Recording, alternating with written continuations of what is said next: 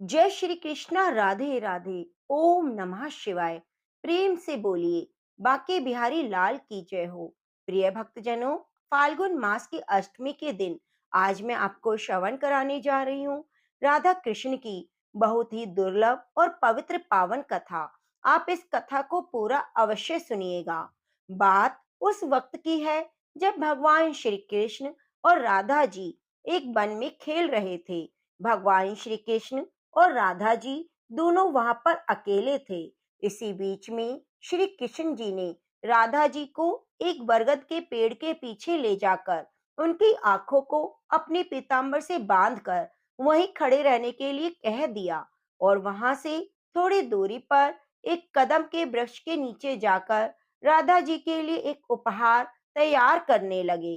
कुछ पल ऐसे व्यतीत हुआ और थोड़ा विलंब होने लगा तो राधा रानी बरगद के पेड़ के पीछे से आवाज लगाने लगी कि वह अब थोड़ी देर नहीं खड़ी हो सकती। बोली, मेरी आंखें दर्द हो रही हैं।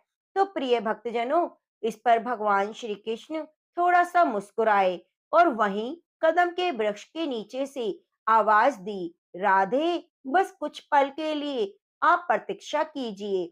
उसके बाद राधा जी वही आंख बंद करके प्रतीक्षा करती रहीं और यहाँ श्री कृष्ण जी जल्दी जल्दी अपना काम पूरा करने लगते हैं और जल्दी ही श्री कृष्ण काम पूरा करके राधा रानी के पास गए और कृष्ण जी ने अपने हाथों से राधा रानी की आंखों से पीतांबर हटाया और उनको अपना उपहार दिखाने के लिए कदम के वृक्ष के नीचे ले गए। प्रिय भक्तजनों, वहां राधा जी को वो खूबसूरत उपहार देखकर वह बहुत ही खुश हुई। राधा जी ने जब देखा एक विशाल फूलों से सजा हुआ झूला है तो वे एक छोटी बच्ची की भांति हंसते हुए उस झूले से जा लिपटी। भगवान श्री कृष्ण ने बड़ी लगन से ये उपहार राधा रानी के लिए तैयार किया था। फिर राधा जी उस झूले पर बैठकर श्री कृष्ण से बोलती हैं, कान्हा, पीछे से थोड़ा झूले को धक्का लगा दो।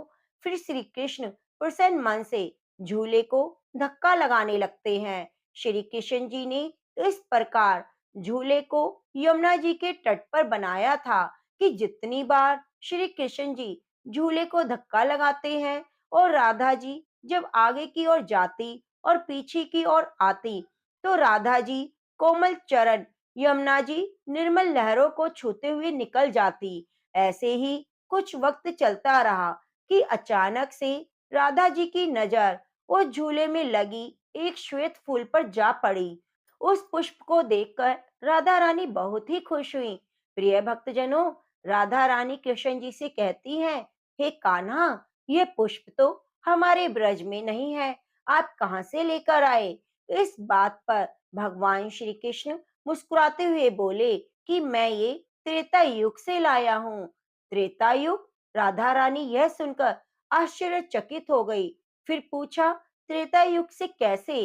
फिर कृष्ण जी ने झूला रोककर और राधा जी की बगल में जाकर बैठ गए और फिर कृष्ण प्रेम के आंसू अपनी आंखों में लिए राधा जी को बताते हैं कि हाँ राधे, त्रेता युग से लाया हूँ। जब मैंने पहली बार तुम्हें देखा था तो तुम पुष्प वाटिका में थी। पहली बार तुम्हें देखते ही राधे, मुझे तुम्हें उसी पल एक अपने हाथों से बनाया हुआ पुष्प से निर्मित झूला देने का मन किया, परंतु उस समय मैं राम अवतार में था, मर्यादा में था। मर्यादा पुरुषोत्तम होने की वजह से मैं वो प्यारी सी इच्छा पूरी ना कर सका। लेकिन मैंने आज के इस खूबसूरत दिन के लिए उस वक्त कुछ श्वेत पुष्प अपने पास संभाल कर रख लिए थे और आज जब समय आया तो मैंने अपने वर्षों की इच्छा पूरी कर तुम्हें ये प्यारा सा उपहार देना चाहा।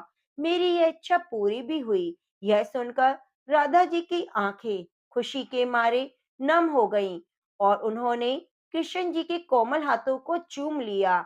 उसके बाद भगवान श्री कृष्ण और राधा रानी एक साथ झूले पर बैठकर झूले का आनंद लेने लगे। तो प्रेम से बोलिए, जय श्री कृष्णा, राधे राधे। सियावरी रामचंद्र भगवान की जय हो। प्रिय भक्तजनों, आपको राधा रानी की कथा कैसी लगी? हमें ये प्यारा सा कमेंट करके ज़रूर बताइए। हमारे चैनल को आप सब्सक्राइब ज़रूर कीजिए और बगल में बनी घंटी को दबाना ना भूलें। मिलते हैं ऐसी धार्मिक कथा कहानियों के साथ। तब तक के लिए नमस्कार।